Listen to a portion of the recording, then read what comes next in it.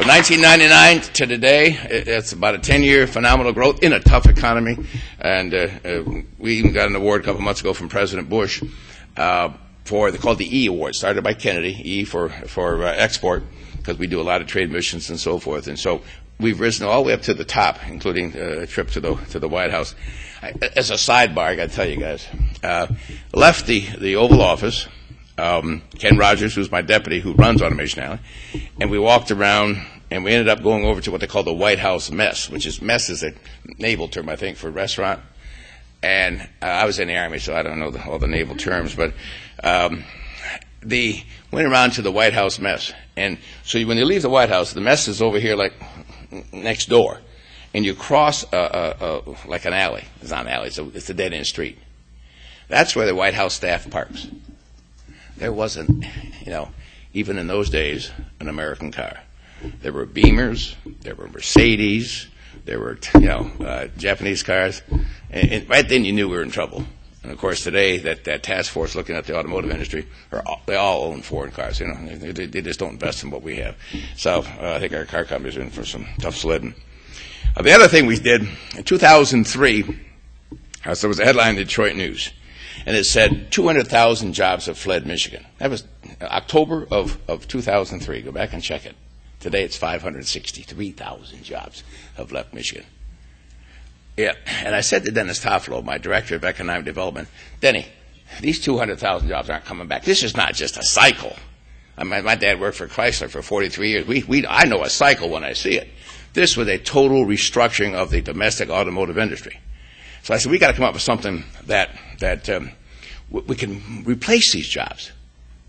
I said, I want you, Dennis Toffolo, and your team, to do the research and try to look out 20 years. What do we want Oakland County to look like? Now, go out 30, go out 40, and tell me what you think would be the jobs of the future that are good, quality, sustainable, high-paying jobs. About 6 months later, they came back to me, and they say, here's where we think these sectors. And I said, by the way, I want it outside of automotive. I'm not anti-automotive. It's just that we got so many eggs in that basket. I want to begin to diversify the economic base of Oakland County. Here's what they came back with for the jobs of the future. And you will notice a common denominator is all high-tech, knowledge-based. Advanced electronics and controls, advanced materials and chemicals, alternative energy, you would have guessed that one, biotech, communications and information technology, finance, healthcare, homeland security, medical devices and instrumentation, nanotech, and robotics and automation. Those were the sectors that we think will be the future for this county. And I said, okay, we're going to go out and start recruiting from within that group that we call the emerging sectors. That's the name of the program. Actually, we hold a registration on that. We filed. Emerging sectors is our program. We started in summer of 04. And every month, my staff is required to give me a report card on emerging sectors. This is January, because that's the last numbers available. And I flip to the last page because that's the running totals.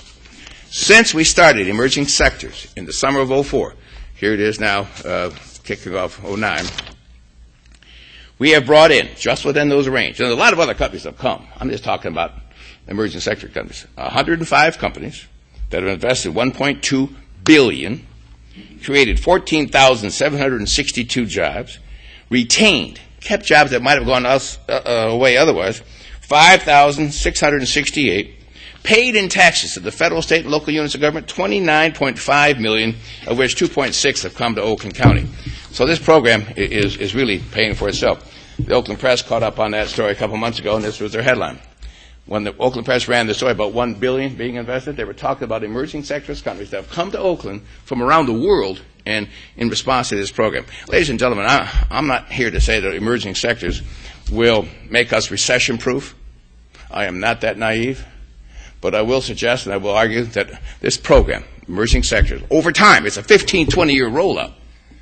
Over time, the emerging sector program will make Oakland County recession resistant. I truly believe that. And we're well on our way. The last thing I want to talk about, sort of a fun subject for me, is Cobo Hall. I'll tell you what, it has been absolutely the most bizarre week I have ever seen. We started 5 years ago when Kwame Kilpatrick said at the auto show 5 years ago, with no announcement to his his stakeholders, Oakland, Macomb, the state, Wayne County. He stood up and said at the auto show at the ribbon cutting, I'm going to raise $1.3 billion and expand Cobo by 230,000, 240,000 feet. We were blindsided. We were all standing saying, what in the hell is he talking about? With no consultation. That started a 5-year process of negotiation until we finally got to a piece of legislation that our friends in the legislature negotiated in the lame duck session last month. And here's what they proposed, and here's what we ended up with. Ficano then picks up on Kwame's issue after Kwame gets in trouble. Bob Ficano, Wayne County exec, said, well, he'll run with it. He has legislation introduced by some friendly Democrats. Number one, they proposed that any new legislation that would create jobs, all jobs go to Detroiters first. Because it was in a Detroit facility. So all new jobs. Ignoring the fact that Oakland County alone's put in about $180 million in hotel motel taxes. You understand how Cobo is funded. It's funded through hotel motel taxes and alcohol tax. You have a drink tonight, 4% on that glass of wine goes to Cobo Hall. Has since the mid-'80s. So they were going to extend that tax, and they were going to build an expanded Cobo, and all the jobs go to Detroiters, except we're paying the taxes. Okay, not that's we, but so is Macomb and Western Wayne. They're going to create an authority to run Cobo. We're going to transfer the ownership of Cobo into an authority, and this the proposal by Ficano was 2 votes for Detroit, 2 for Wayne, and 1 for Oakland, Macomb, and the state. We'll do the math. I don't have a prayer. You know I'm going to get outvoted. And one of the other objectionable things in the legislation was, listen to this. This authority that Ficano proposed, 2 votes for Detroit, 2 for Wayne, would have the authority to enter into 50-year sole source, no bid contracts. I call that the Bobby Ferguson Full Employment Act. Anyway, after 5 years of negotiation, there are no more preferences. Preferences go to all the counties equally who pay the tax. That's fair. Wayne, Oakland, Macomb, and Detroit. But no preferences.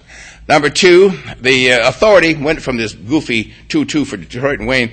We all get a vote. Wayne, Oakland, Macomb, Detroit, and the state each get a vote, and each one has veto power, which means everything has to be done by unanimous consent. You say, well, God, Brooks, how does that work? Well, it's been doing that for 30 years at the Regional Transit Coordinating Council that operates SMART and VDOT.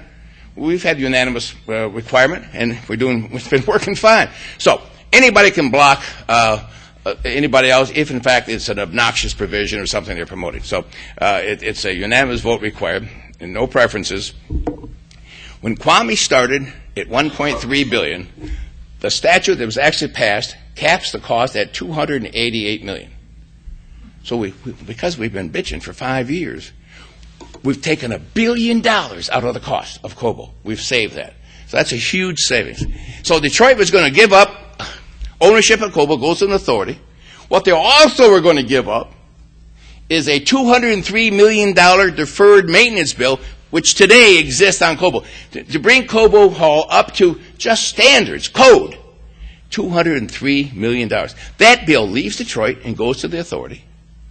$25 million a year Detroit takes out of its general fund, puts into the Cobo fund just to turn on the lights, keep the doors open. That was going to be transferred to the authority.